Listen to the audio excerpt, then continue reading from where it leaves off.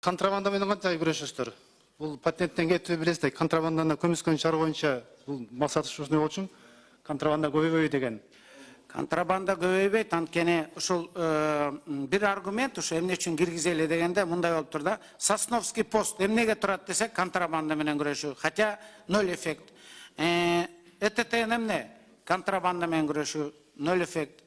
Ошондуктан контрабанда менен күрөшүү антип күрөшпөйт. Контрабанда менен жестко границадан күрөшөт, и анан контрабандисттерди жестко наказывать этип күрөшөт. Дүйнө жүзү ошентип күрөшөт. Дүйнөдө ушул механизм.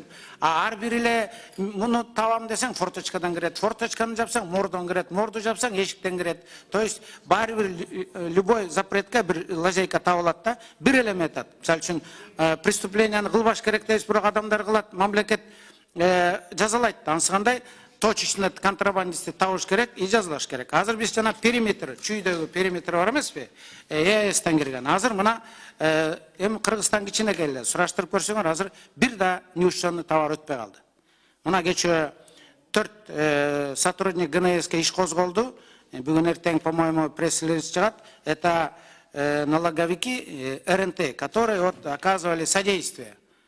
Биз приказ кылдык, токтом чыгардык, жапкыла дедик, 1 ай, 2 ай жабылып турду. Азыр бир дагы мындай контрабанда жок. Сураштырып көргүлө. Но бирок бир случай болду, кармап мына 4-өө азыр СИЗОдо турат. Эртең бүрсүнө. То есть тартип ушундай. И контрабандист должен быть наказан. И те, кто ему оказывает бессодействие налоговиков, болбойт.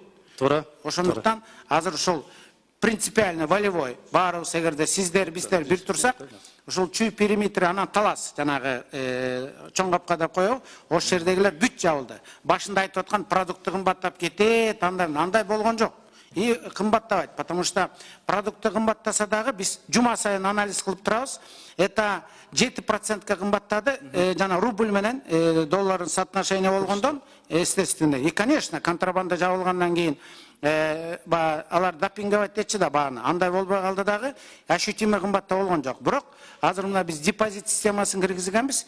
Буйруса мына 300 миллион сом 1,5 айда биздин предварительный анализ боюнча до поступления болду. 300 миллион сом бул көп да за 1,5 месяца. То есть жанагы периметрларды катуу кайтаргандыктан.